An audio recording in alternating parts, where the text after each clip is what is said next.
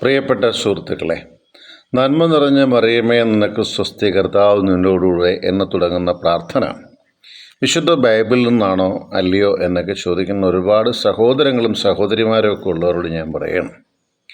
ആദ്യം ഇത് വിശ്വസിച്ചോളൂ, ആ പ്രാർത്ഥന വിശുദ്ധ ബൈബിൾ അധിഷ്ഠിതമാണ്. ബൈബിളിൽ തന്നെയാണ്, സഭാ പാരമ്പര്യത്തിൽ നിന്നൊന്നുമല്ല. അതായത് ലൂക്കാ സുവിശേഷം 1-ാം അധ്യായം 28-ാം വാക്യത്തിൽ ഇങ്ങനെ പറയുന്നുണ്ട്: ദൈവകൃപ നിറഞ്ഞവളെ സ്വസ്തി, കർത്താവ് നിന്നോടുകൂടെ. ഇത് ദൈവദൂതൻ്റെ വാക്കുകളാണ്. ദൈവകൃപ നിറഞ്ഞവളെ സ്വസ്തി, കർത്താവിനോട്. നന്മ നിറഞ്ഞ മറിയമേ നിനക്ക് സ്വസ്തി, കർത്താവ് നിന്നോടുകൂടെ. ഇനിയും ലൂക്കാ സുവിശേഷം 1-ാം അധ്യായം 42-ാം വാക്യം: നീ സ്ത്രീകളിൽ അനുഗ്രഹീത, നിൻ്റെ ഉദരഫലം അനുഗ്രഹീതം. നിൻ്റെ ഉദരഫലം അനുഗ്രഹീതം. അവിടെയും അതും വിശുദ്ധ ബൈബിൾ ആണ് എന്ന് യാതൊരു സംശയമില്ല. നിൻ്റെ ഉദരഫലമായ ഈശോ വാഴ്ത്തപ്പെട്ടവനാകുന്നു. ഉദരഫലം അനുഗ്രഹീത. ഉദരത്തിൽ കിടക്കുന്ന ഫലം ഏതാണ്? ഈശോ തന്നെയാണ്. ഇനി എന്താണ്? കർത്താവിൻ്റെ അമ്മ, തമ്പുരാൻ്റെ അമ്മയും. അത് ലൂക്കാ സുവിശേഷം 1:43.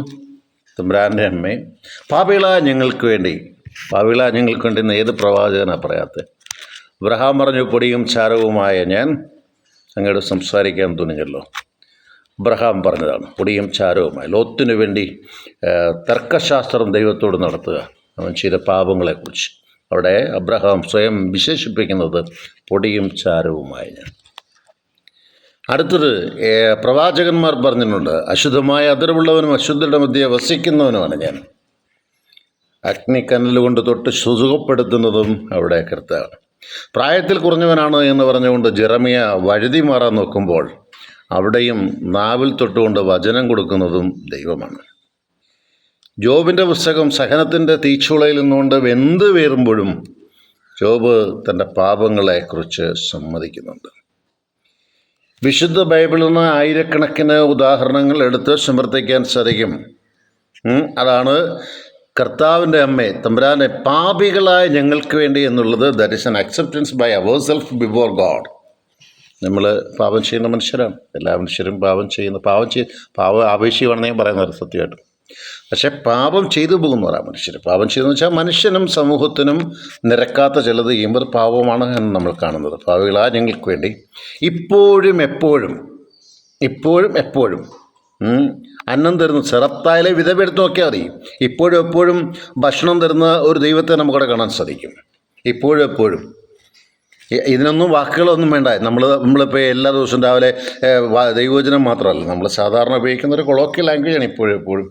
ഞങ്ങളുടെ മരണസമയത്തും തമ്പുരാനോട് അപേക്ഷിക്കണം. ഇത് ചേർത്താണെന്ന് പറയാം, ചേർത്തല്ല. ഞങ്ങളുടെ മരണസമയത്ത് എന്ന് പറഞ്ഞാൽ ഈശോയുടെ മരണസമയത്ത് കുരിശിൻ്റെ വീട്ടിൽ മറിയുണ്ടായിരുന്നോ? മറിയം തൻ്റെ ഉദരത്തിൽ തന്ന ഈശോയെ പരസ്യജീവിതത്തിൽ പരിചയപ്പെടുത്തുന്നുണ്ട് കാനായിലെ കല്യാണത്തിന്.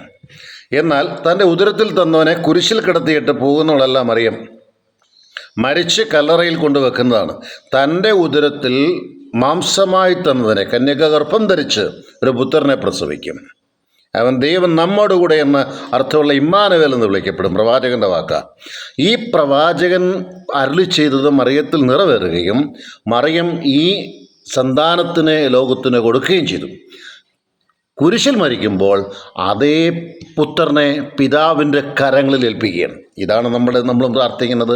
തമ്പുരാൻ്റെ അമ്മേ, പാപികളെ, ഈശോയുടെ മരണസമയത്ത് പിതാവിൻ്റെ കരം, നീ എന്നെ ഏൽപ്പിച്ചത് ഞാനത് തിരികെ നൽകുന്നു. അങ്ങ് തന്ന താലന്താകുന്ന എൻ്റെ മകനെ ഞാൻ തിരികെ നൽകുന്നു എന്ന് പറയുന്ന ഏതൊരമ്മയുടെയും കണ്ണിൽ നിന്ന് പൊടിഞ്ഞു വീഴുന്ന കണ്ണുനീർത്തുള്ളികൾ പള്ളിയിലാണെങ്കിലും പെന്തക്കോസ്ത് സഭയിലാണെങ്കിലും മറ്റാണെങ്കിലും അടക്കത്തിൻ്റെ സമയത്ത് നിൻ്റെ അമ്മയുടെ കണ്ണിൽ നിന്ന് ഒരു തുള്ളി കണ്ണുനീർ പൊഴിഞ്ഞു താഴോട്ട് വീഴുന്നുണ്ടെങ്കിൽ ആ വെന്തു നീറുന്ന പ്രാർത്ഥനയ്ക്കകത്ത് ഞാൻ ഇതാ എൻ്റെ മകൻ്റെ ആത്മാവിനെ നൽകുന്നു എന്നതാണ് ആ പറയുന്ന വാക്കുകൾക്ക്. അത് കവിഭാവന വേണ്ട, എഴുതപ്പെടേണ്ട വാക്കുകളും വേണ്ട. അവിടെ എഴുതുന്ന വാക്ക് തന്നെ, ഇതാ ഞാൻ തരുന്നു. ദൈവം തന്നു, ദൈവമെടുത്തു, ദൈവനാമം മഹത്വപ്പെടട്ടെ എന്ന് പ്രാർത്ഥിച്ച ജോബിനെ പോലെ മക്കുബായയുടെ പുസ്തകത്തിൽ അന്ത്യോക്കസ് എപ്പിഫാനസ് നിഷ്കരണമായിട്ട് എണ്ണയിലിട്ട് മക്കളെ ചുട്ടുകൊള്ളുമ്പോൾ ഒരമ്മ പ്രാർത്ഥിച്ചതുപോലെ പിതാക്കന്മാരുടെ വിശ്വാസത്തിൻ്റെ ഭൂമിയിൽ നമുക്ക് കാണാം, നീ ധീരമായി മരിച്ചോളൂ എന്ന് പറയുന്ന അമ്മയെപ്പോലെ ഈ അമ്മയും പറയുന്നു, പാവികളായ ഞങ്ങൾക്ക് വേണ്ടി ഇപ്പോഴും എപ്പോഴും ഞങ്ങളുടെ മരണസമയത്ത് നമ്മളാ പ്രാർത്ഥിക്കുന്നത്, പാപികളായ ഞങ്ങൾക്ക് വേണ്ടി ഇപ്പോഴും എപ്പോഴും ഞങ്ങളുടെ മരണസമയത്തും തമ്പുരാനോട് അപേക്ഷിക്കണമെന്ന്. പ്രിയ സുഹൃത്തുക്കളെ, വരുന്ന ദിവസങ്ങളിൽ മറ്റൊരു വിഷയമായി നമുക്ക് കാണാം. ഇനിയും 10 ദിവസം കൂടെയുണ്ട്. ആ 10 ദിവസവും ഇനിയും 9 ദിവസം കൂടെയുണ്ട്. ആ 9 ദിവസവും ആർക്കെങ്കിലും താല്പര്യമുണ്ടെങ്കിൽ ഈ ഒരു വിഷയം മറ്റുള്ളവർക്കൂടെ ഒന്ന് കൊടുത്തേക്കുക. കാരണം നന്മ നിറഞ്ഞ മറിയമേ എന്ന പ്രാർത്ഥന കത്തോലിക്ക സഭ ഉണ്ടാക്കി വെച്ചതല്ല. ഇത് പൂർണ്ണമായിട്ട് വിശുദ്ധ ബൈബിളിൽ നിന്ന് തന്നെ എടുത്താണ്. ദൈവശാസ്ത്രത്തിൽ അധിഷ്ഠിതമായൊരു പ്രാർത്ഥനയാണ്. ഇത് ചൊല്ലുന്നത് കൊണ്ട് നിങ്ങൾക്കാർക്കും ഒരു നഷ്ടവും വരുന്നില്ല. നന്മ നിറഞ്ഞ മറിയത്തിൻ്റെ നന്മ നമ്മളിലേക്കൊക്കെ പ്രസരിക്കട്ടെ എന്ന് പ്രാർത്ഥിച്ചുകൊണ്ട് നിർത്തുന്നു. ജോൺസൺ കരൂർ. ആർക്കെങ്കിലും താല്പര്യമുണ്ടെങ്കിൽ യൂട്യൂബ് സബ്സ്ക്രൈബ് ചെയ്യുന്നത് നല്ലത്. കാരണം അപ്പം നിങ്ങൾക്ക് ഞാൻ എന്ത് ടോക്ക് ഇട്ടാലും കിട്ടും. നല്ല ദിവസം പ്രാർത്ഥിക്കുമ്പോൾ ഓർക്കാം.